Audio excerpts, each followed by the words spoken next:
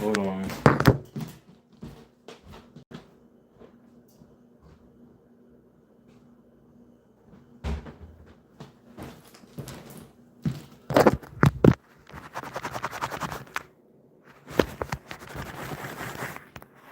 That's better. Um, my run today was really, really good. It's like probably the best run that I've ever had since I've been running. Something interesting happened the day before yesterday too that I haven't experienced yet. I think it's because of the 100K and my body's need to recover. Um,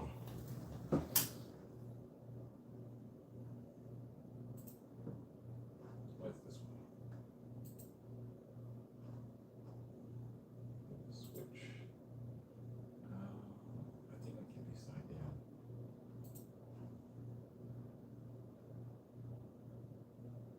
in. It's gonna be faster just to switch.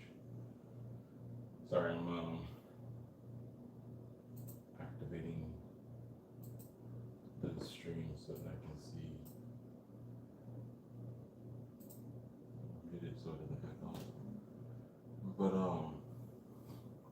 something that happened yesterday after I woke up when it comes to the after when it comes to my run was I woke up feeling really, really, really, really, really good. Like I went to sleep in pain. My legs, everything hurt. My body, my back, everything hurt. And yesterday when I woke up, when I went to sleep yesterday, I was fatigued and I was really sore. Not like injury sore, but like muscle fatigue, muscle burn sore. And then by the time it was time for me to wake up, by the time it was this time of the day, when I woke up, I felt really good. So I felt above just my normal base level, how I usually feel typically on average. Basically I felt above average. So I went to work like I normally do, and then I did the same routine today that I did yesterday. And then when I woke up today, I didn't feel anything different, but I could tell that my energy level was higher and everything. Even at work, um, I felt my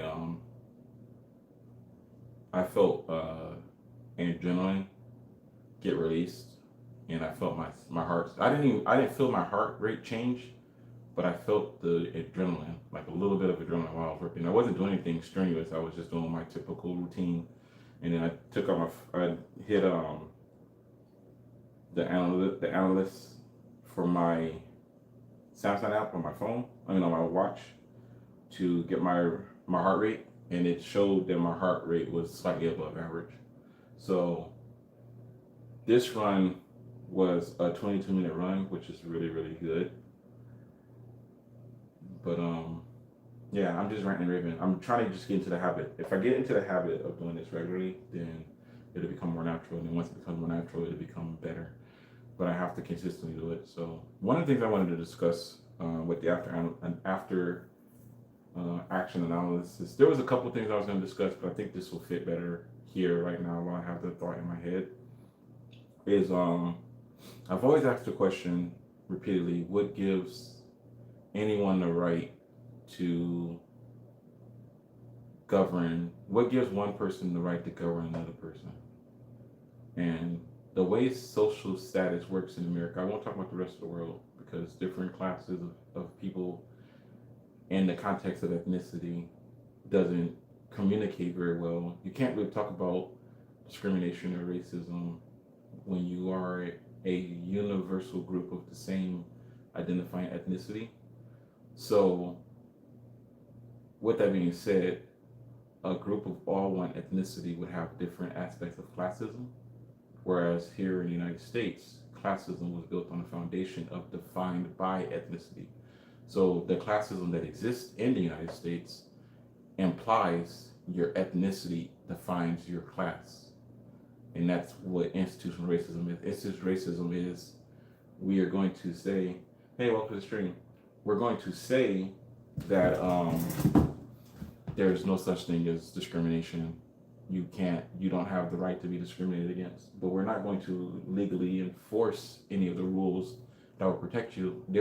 It's illegal for me to be discriminated against because of my ethnicity, But if I go to the police and say, hey, I was discriminated against based on my ethnicity, they will tell me that there is no enforcement of that, right? So if I go to a store and I steal a candy bar and the shop owner says this guy stole a candy bar, here's the evidence of him stealing a candy bar, then they will arrest me, put me in handcuffs, put me in jail, take me to court, give me a trial, judge me, and then sentence me. But if I say, hey, I walked into the store and I was discriminated against based on my ethnicity, the same legal process does not exist in America for racism, even though they say that it is illegal to discriminate, right? Because the underlying classism is that. The underlying classism is that. And when you are suffering in America based on inequality, the first question they ask you is what is your ethnicity, so they can determine how much of social services you get.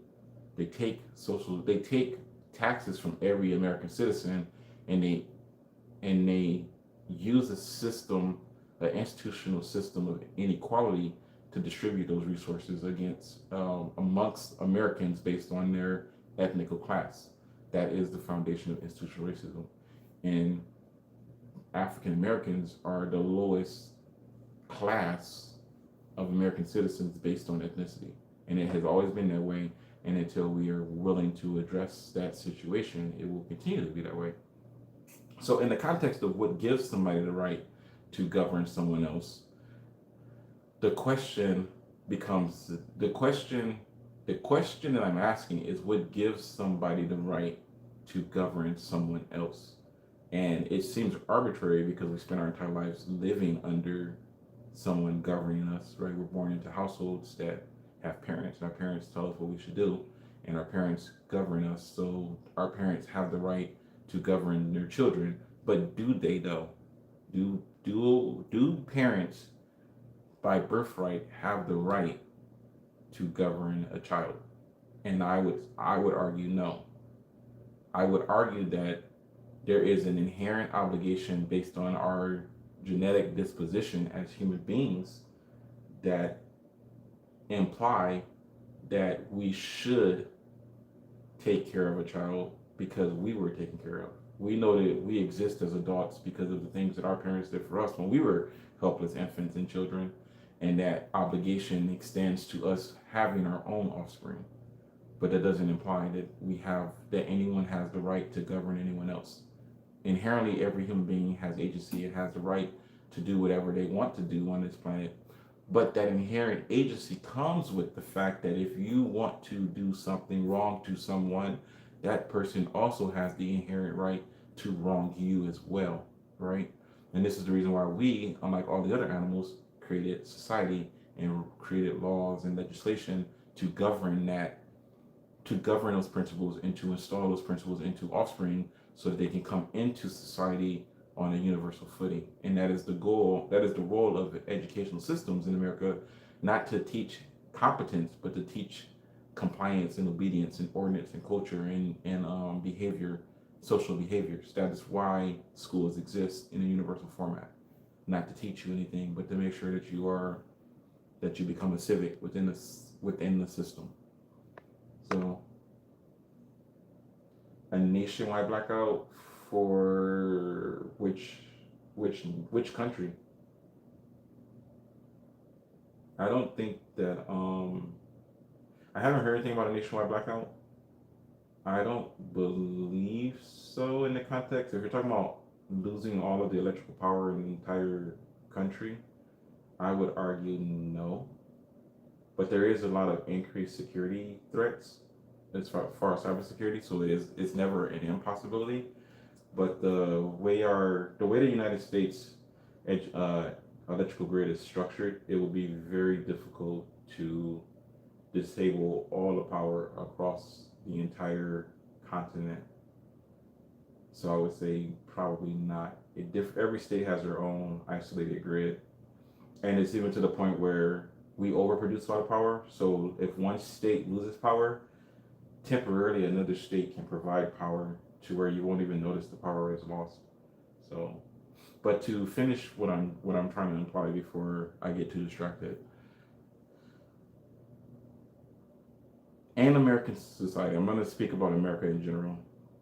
the highest and the highest implied class is the Caucasian man, and under the Caucasian man is the Caucasian woman, and under the Caucasian woman is the African man, and then under the African man is the African woman.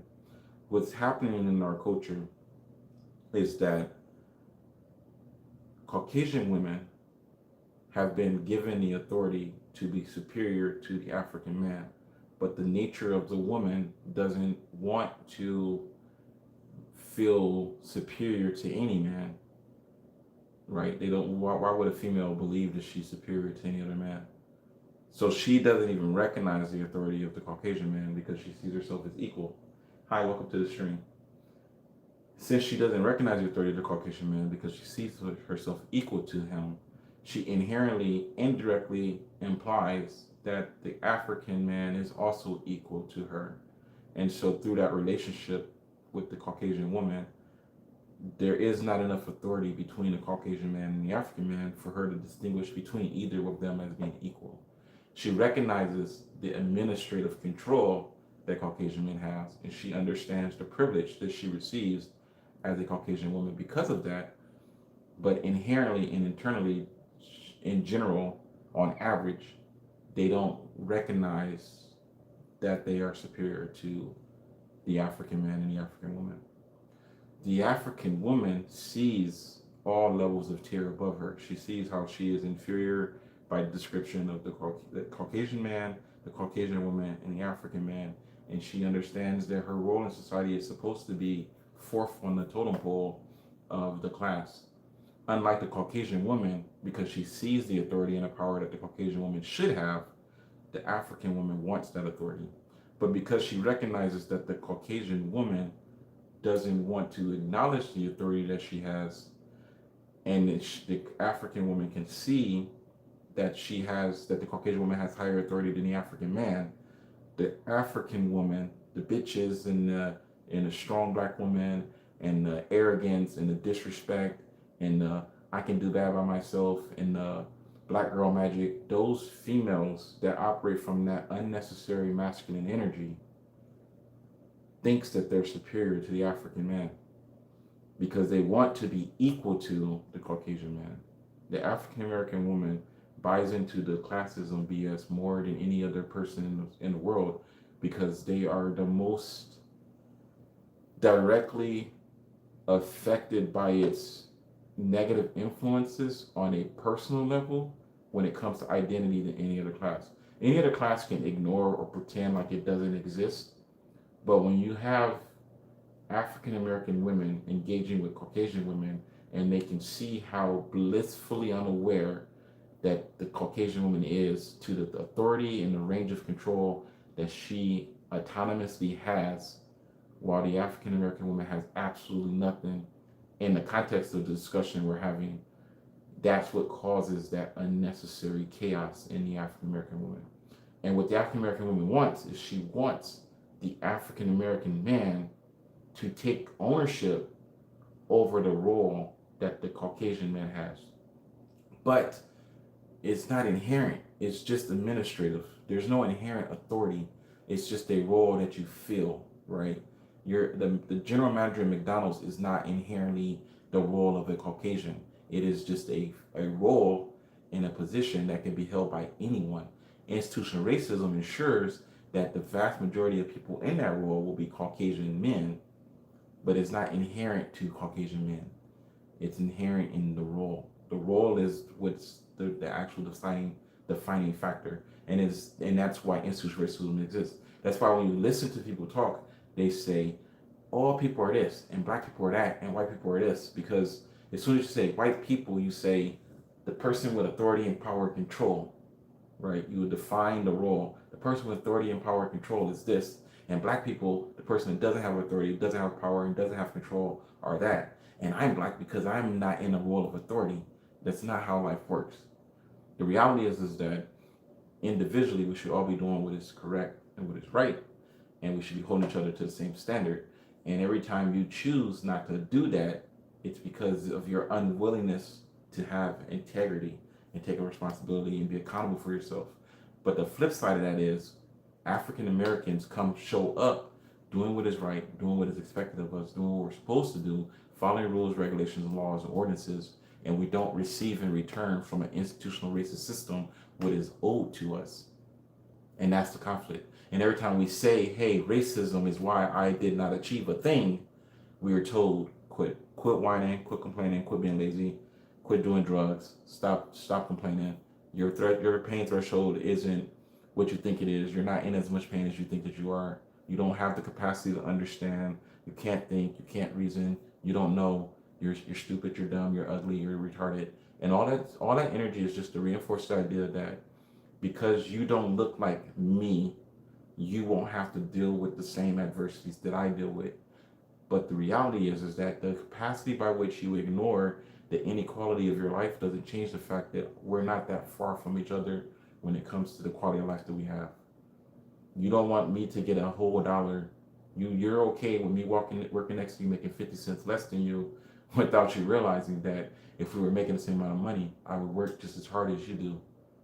You pick up the extra slack from me not applying myself to the same level that you apply yourself at because I don't make the same amount of money you make. So why should I? If you're making $10 an hour and I'm making $9.50, why should I work like I'm making $10 an hour so you can get all of the credit? No, I'm gonna work at $9.50 and you're gonna pull the slack that I'm not making because we are not getting paid equally. And if I say something about institutional racism and discrimination and inequality, you're gonna complain that I'm just making excuses and that it's not that bad because you like the idea that you make more money than me because of how I look, because you know that you will never be in a position to make the money that I make based on how you look.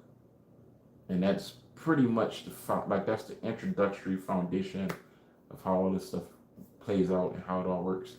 And I'm trying to move beyond that. Like at the end of the day, what's the point? How does it, if you can explain to me how racism will make humanity as a whole better, then I'm down. But if you can't explain to me how my individual sacrifices in an unjust racist system doesn't benefit the whole for the betterment of the world, then you need to pay me more money to disrespect me. I need to be paid and compensated for whatever value Caucasians have that requires them to need to be racist as fuck. That seems to be valuable to them, so they need to compensate us for it. We need to be paid for you to bullshit your way through life. If you want to be in a position of authority and not be accountable and responsible when shit goes sideways, and you want me to be your scapegoat, you need to pay me more money to be your scapegoat. Because otherwise, get out of that position and let somebody competent run that position. And as always, my name is Paul Emerson, and I've given you my 2 cents.